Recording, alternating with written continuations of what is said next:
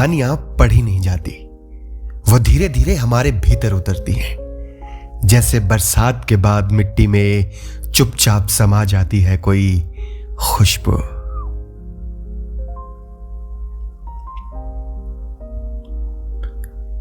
शहर में उस दिन बारिश कुछ ज्यादा हो रही थी। ऐसी बारिश जो सिर्फ सड़कों को नहीं भिगोती, लोगों के भीतर रखी पुरानी आवाजों को भी गीला कर देती है। छज्जों से गिरता पानी ऐसे लग रहा था मानो आसमान अपने पुराने खत धो रहा हो। आरव अपनी छोटी सी पुरानी किताबों की दुकान में अकेला बैठा था। दुकान में भीगे हुए कागजों की महक तैर रही थी। लकड़ी की अलमारियों पर धूल ऐसे जमी थी जैसे वक्त ने थक कर वहीं सर रख दिया हो। एक छोटी सी खिड़की थी वहां, जिस पर बारिश की बूंदें लगातार कुछ लिख रही थी, और हवा उन शब्दों को हर बार मिटा देती थी जैसे जिंदगी करती है। तभी दरवाजे पर लगी छोटी सी घंटी बजी। एक लड़की अंदर आई, पीली सी सूती साड़ी, भीगे हुए घुंघराले बाल, कानों में छोटे चांदी के झुमके और आंखें आंखें ऐसी जैसे किसी अधूरी कविता की आखिरी पंक्ति जो लिखी तो जा चुकी हो पर समझ अभी भी ना आई हो। उसने दुकान में आते ही धीमे से पूछा, बारिश रुकने तक यहां बैठ सकती हूं क्या?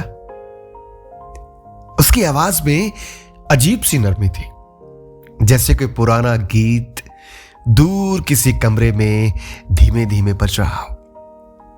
आरव ने बिना कुछ सोचे सर हिला दिया। लड़की खिड़की के पास जाकर बैठ गई। कुछ देर तक वो बाहर गिरती बारिश को देखती रही, फिर बहुत धीरे से बोली, बारिश अजीब होती है ना? आरव ने किताब बंद की। कैसे? लड़की हल्का सा मुस्कुराई। जब आती है तो बहुत कुछ याद दिला जाती है, और जब चली जाती है तो पता चलता है कि वो बहुत कुछ अपने साथ ले गई। आरव चुप रहा, क्योंकि कुछ लोग जवाब देने के लिए नहीं होते, सिर्फ सुनने के लिए होते हैं। दुकान में एक पुराना पंखा चल रहा था। उसकी आवाज कमरे की खामोशी को धीरे धीरे हिलाती रहती थी। लड़की उठी और वहां लगी किताबें देखने लगी। वो हर किताब को ऐसे छू रही थी मानो पुराने जख्मों पर उंगलियां फेर रही हो। अचानक उसने एक किताब निकाली। उसने देखा कि उसके अंदर एक सूखा हुआ गुलमोहर का फूल रखा था। ये किसने रखा? उसने पूछा। आरव ने कुछ पल फूल को देखा और फिर मुस्कुराया। जिसने छोड़ा था शायद वही। लड़की ने फूल को बहुत ध्यान से देखा, ऐसे मानो किसी की आखिरी निशानी हो। फिर बोली, कुछ लोग ना पूरी जिंदगी साथ नहीं रहते, बस इस सूखे फूल की तरह किताबों में दबे रह जाते हैं हमारी जिंदगी में। बाहर बारिश अब और तेज हो गई थी। सड़क पर भागते लोग दूर से ऐसे लग रहे थे जैसे हर कोई कहीं ना कहीं पहुंचने की जल्दी में हो, सिवाय यादों के। यादें कभी जल्दी में नहीं होती। तभी अचानक बिजली चली गई। दुकान में हल्का सा अंधेरा भर गया था। आरव ने अपनी दराज खोली, मोमबत्ती निकाली और जला दी। उस छोटी सी लौ में उस लड़की का चेहरा कुछ और उदास लगने लगा था, जैसे रोशनी ने उसके अंदर छिपी थकान देख ली हो। तुम किसी का इंतजार कर रही हो? आरव ने अचानक पूछ लिया। लड़की हल्का सा हंसी।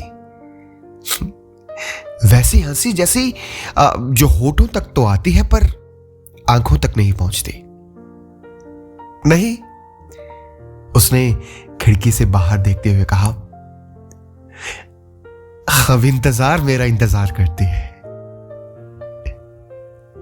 आरव पहली बार थोड़ा ठहरा, क्योंकि कुछ लोग बातें नहीं करते, अपने भीतर मौसम लेकर चलते हैं। हवा का एक झोंका आया और मोमबत्ती की लौ कांपी। लड़की ने अपनी उंगली से खिड़की पर कुछ लिखा। आरव पढ़ नहीं पाया। क्या लिखा? उसने पूछा। लड़की ने सर हिलाया। कुछ बातें बारिश के लिए होती है, लोगों के लिए नहीं। उसके बाद दोनों कुछ देर तक चुप रहे और कभी कभी दो लोगों के बीच की सबसे खूबसूरत बातचीत खामोशी ही होती है। बारिश अब धीरे धीरे थमने लगी थी। छत से गिरती आखिरी बूंदें ऐसे सुनाई दे रही थी मानो कोई पुराना किस्सा खत्म हो रहा हो। लड़की उठी, उसने अपना दुपट्टा ठीक किया और दरवाजे की तरफ बढ़ गई। लेकिन जाते जाते वो रुकी, मुड़ी और फिर बहुत धीरे से पूछा, एक बात पूछूं? अगर कोई बिना अलविदा कहे चला जाए तो क्या वो सच में चला जाता है? आरव ने पहली बार ठीक से उसकी आंखों में देखा। वहां बारिश थी, बहुत सी बारिश, बहुत इंतजार और बहुत सी अधूरी नींदें।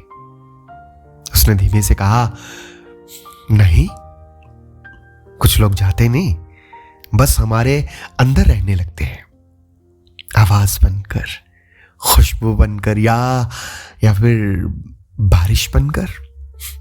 लड़की मुस्कुराई, बहुत हल्की सी मुस्कान, जैसे बंद किताब में रखा कोई फूल बरसों बाद फिर से महक उठाओ। और वह बिना कुछ बोले चली गई। अगले दिन आरव ने देखा, खिड़की पर उसने उंगली से जो शब्द लिखा था वो अब भी हल्का सा बाकी था। वह पास गया और उसे पढ़ने की कोशिश की। उस पर लिखा था, फिर मिलेंगे। और पता नहीं क्यों उस दिन के बाद जब भी बारिश होती, आरव दरवाजे की घंटी जरूर देखता और उसे अब बारिश से नहीं बल्कि किसी के लौट आने से मोहब्बत हो गई थी।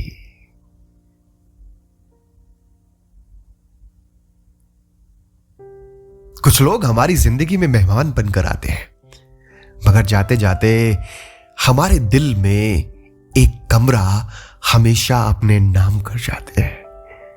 अगर आपके दिल में भी किसी ऐसे ही मेहमान का कमरा है तो कमेंट सेक्शन में बारिश जरूर लिखिएगा।